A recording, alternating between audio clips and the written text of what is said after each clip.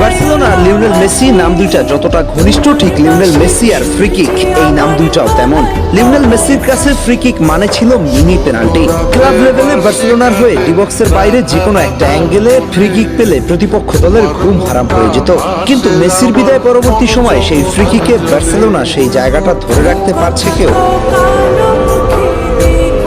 আপনি গতকালের ম্যাচটার কথাই চিন্তা করুন। জিরোনার সাথে বার্সেলোনা দুইটা গুরুত্বপূর্ণ ফ্রি কিক পায় ডিবক্সের কাছাকাছি জায়গা থেকে। বেশ ভালো দুইটা অ্যাঙ্গেল ছিল। ম্যাচের 29তম মিনিট এবং 58তম মিনিটে এসে ফ্রি কিক দুইটা পায় বার্সা। দুইটা কিকই নিয়েছে মার্কাস রাশফোর্ড। কিন্তু লক্ষ্য করলে দেখবেন প্রথম শটটা বেশ ভালো ছিল, বার পোস্টে লেগে চলে এসেছে, আর দ্বিতীয় শটটা ছিল একেবারে লক্ষ্যভ্রষ্ট। অথচ লিওনেল মেসি এমন জায়গা থেকে তার ক্যারিয়ারে দুইটা শট মিলে অন্তত একটা গোল করেছেন। তৎকালীন সময়ে রিয়াল মাদ্রিদের মতো ক্লাবকে ফ্রি